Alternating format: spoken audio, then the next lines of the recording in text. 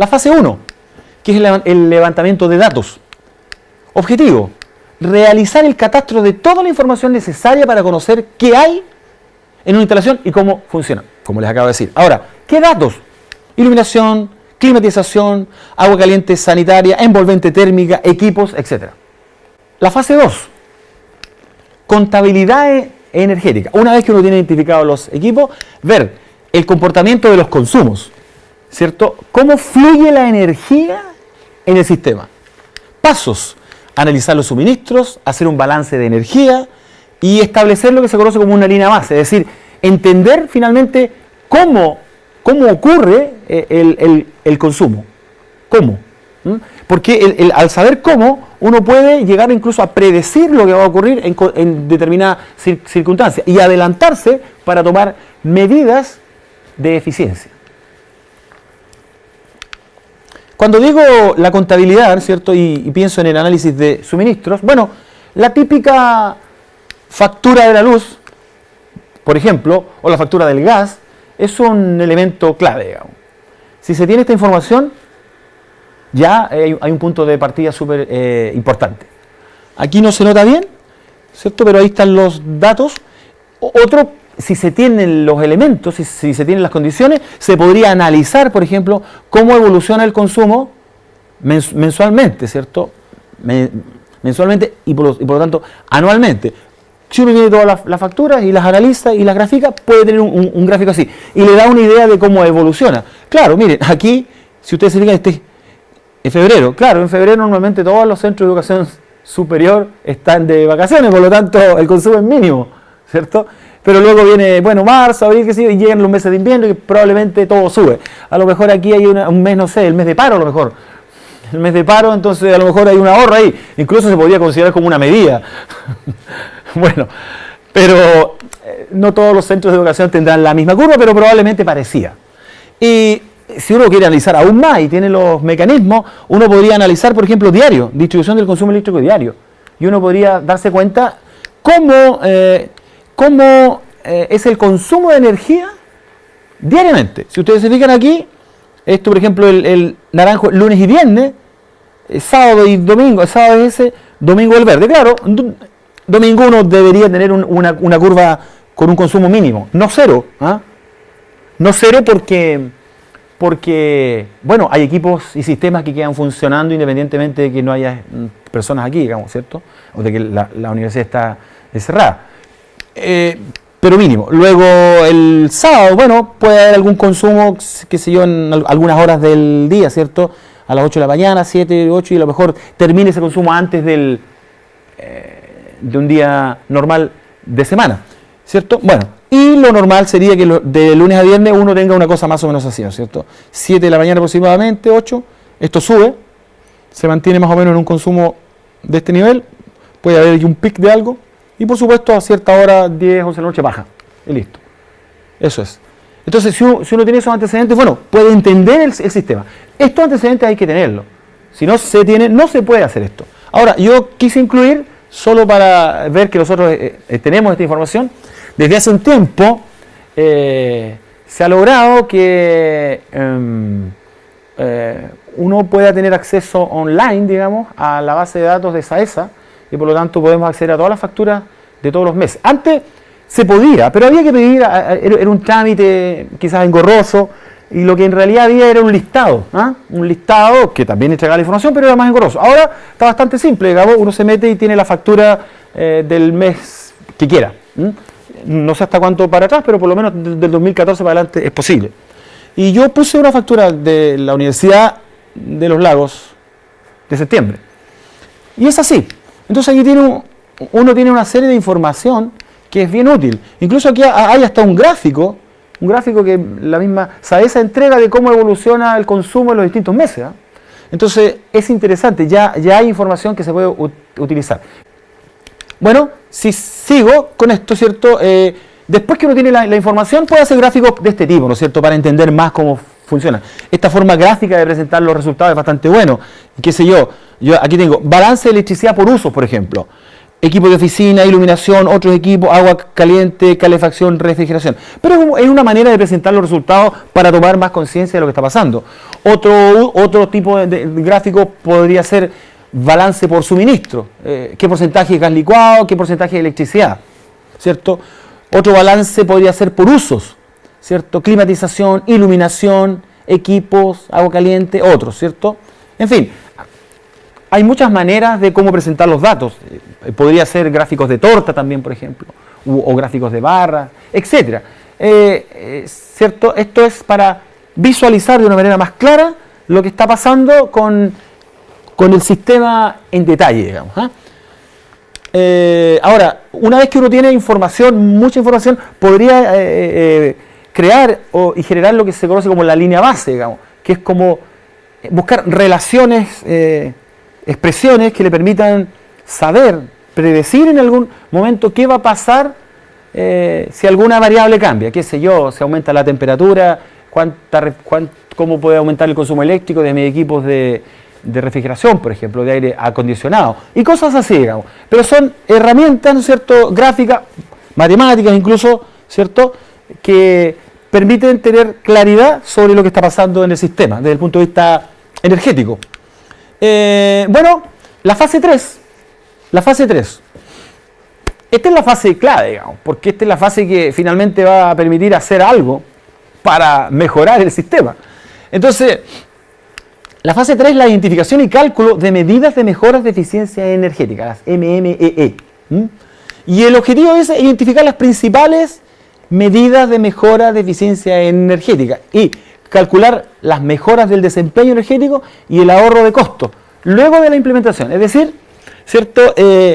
Seleccionar algunas medidas, qué cosas se puede hacer, dado que uno ya tiene la información y el conocimiento, qué cosas se podrían hacer, ¿cierto?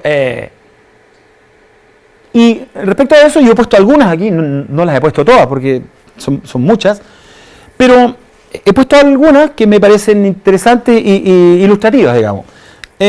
Ahora, uno podría clasificar estas medidas de mejoras en tres grandes grupos. Las medidas que corresponden a un recambio, a un cambio tecnológico, las medidas que son medidas de gestión y las medidas que corresponden a los hábitos y costumbres. Y si uno las clasifica así, ¿no es cierto?, en estas tres grandes grupos y las ordena por costo, las más baratas son los hábitos. No cuesta nada cambiar un hábito, digamos, y tiene un impacto. Las siguientes son las medidas de gestión. Tomar medidas, qué sé yo, cambiar horarios, tomar acciones, ¿no es cierto?, que cambien el funcionamiento desde un punto de vista administrativo, digamos. Y eso tiene un costo un poco mayor. Y los recambios tecnológicos, que por ejemplo podría ser cambiar equipos. Ese es el típico, ¿no es cierto? Y esas son las medidas más caras, pero también son las medidas más impactantes. Son medidas que si uno las implementa, producen un cambio muy fuerte en el funcionamiento del sistema. Por ejemplo, si yo cambiara toda la iluminación de este campo, que ahora no es LED, es de otros tipos, ¿cierto? Fluorescente, halógeno, etc. Si yo cambiara toda la iluminación de este campus por iluminación LED, el consumo bajaría considerablemente y mantendría la misma nivel de iluminación. Hay una medida tecnológica clave, que es una de las que se sugieren siempre, digamos, porque es la más barata de todas las que se pueden implementar y eficiente. Por ejemplo, en iluminación dice reducir las potencias de las luminarias, sustituir las ampolletas por otras más eficientes, sustituir las ampolletas por otras de menor potencia, etc. Adaptar el nivel de iluminación si es excesivo, si uno detecta que hay sectores en el campo que a lo mejor no requieren tanta iluminación, bueno, uno podría adaptarlo, ¿no es cierto?, el nivel a lo que se requiera. Automatizar el encendido y apagado con elementos que en este minuto están disponibles en el mercado para que se enciendan automáticamente y apaguen. Sistemas de aprovechamiento de luz natural. A lo mejor hay lugares donde se podrían utilizar vidrios, ventanas, para que sean iluminados con luz natural y no tener que iluminarlos artificialmente, por ejemplo, ¿cierto?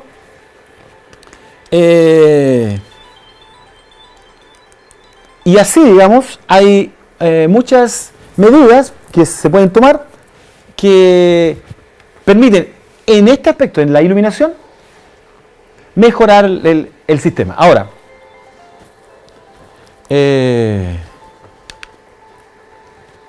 Otra, climatización y agua caliente sanitaria. Bueno, claro, podría ser mejorar la eficiencia de la generación.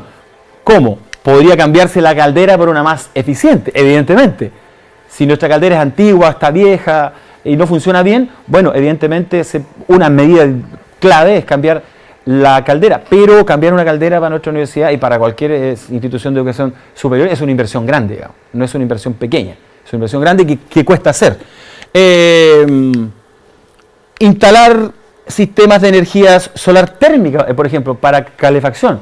Se puede apoyar el agua de la caldera, ¿cierto?, para que el agua de la caldera entre a una temperatura un poco más alta, ¿cierto?, y no requiera tanta energía, ¿cierto?, para elevar la temperatura hasta el nivel de uso. Se puede precalentar el agua con sistemas solares térmicos. Por ejemplo, aislar las conducciones. Si uno quiere lograr que se pierda menos energía en el transporte del agua caliente sanitaria, podría aislar los conductos y por lo tanto se perdería menos energía hacia el exterior, digamos. En fin, hay esas y muchas más. Algunas son baratas, otras son más caras. En edificación, por ejemplo, dice reducción de la conducción de flujo hacia el exterior. Es decir, tratar de disminuir la pérdida de calor desde el interior de las construcciones hacia el exterior. ¿Cómo? Bueno, de la manera que más o menos uno sabe. Aislamiento de elementos de envolvente térmica, muros, cimientos, pisos. Es decir, yo puedo cambiar o revestir los muros de algún elemento que tenga una conductividad térmica más baja, ¿no es cierto? Y por lo tanto impida que se pierda tanto calor hacia el exterior. ¿Cierto? Sustitución de puertas y ventanas. Sustitución de ventanas de vidrio simple por ventanas de vidrio doble, ¿cierto? Con una capa de aire entre medio. Reducción de las infiltraciones. Instalación de burletes en ventanas y puertas, claro. Y tratar de impedir que se filtre el aire, ¿cierto? Que aquí en el sur ocurre tanto porque hay viento permanentemente y esas diferencias de presión hacen que fluya fácilmente aire caliente hacia afuera. Y por supuesto, hábitos de uso responsable. Mantener las puertas y ventanas encerradas, avisar cuando algún elemento no funciona, etcétera, ¿cierto? Y así, hay muchísimas más que se podrían incluir, pero por supuesto no hay tiempo y no es tampoco el objetivo, sino más bien dar a conocer el sentido de esta guía, digamos. Esta guía tiene como yo diría que dar a conocer como las cosas más simples, más evidentes que se pueden hacer, ¿cierto? Y en cuanto a equipos, bueno, lo que les decía hace un rato atrás, digamos, los equipos se pueden cambiar fácilmente, algunos, otros no tan fácilmente, pero en estos momentos, desde el punto de vista tecnológico, yo creo que siempre uno va a poder encontrar un equipo más eficiente. Aquí hay algunas sugerencias. Sustituir computador de escritorio por notebook, por ejemplo. Sustituir pantallas convencionales por pantallas LCD, por el menor consumo. Sustituir ascensor por uno de tracción vertical. Bueno, porque hay distintos tipos de ascensores y de la forma en que los ascensores funcionan, digamos. Ahora, si hay un ascensor quizá y hemos medido y el consumo es poco, no vale la pena. Pero pueden haber campos donde hay muchos ascensores y eso está significando un costo grande. Instalar sistemas reguladores. Instalar zapatillas programables o eliminadoras del stand-by. Es decir, instalar estos elementos, un elemento automático que cuando uno apague el equipo, pero de todas maneras que el sistema stand-by, se apague también el stand-by, digamos. Porque ese consumo, si sumamos todos los consumos del stand-by de todos los equipos, no deja de ser, digamos. Instalar variadores de frecuencia en motores, si es que hay, digamos, qué sé yo, por ejemplo, en el ascensor, etcétera. Y como una medida general, ¿de cierto?, tener una política de compra de equipos eficiente. O sea, que ahora tener que cada vez que uno compra un equipo, verifique primero si este equipo cumple con los niveles de eficiencia que se requiere, digamos.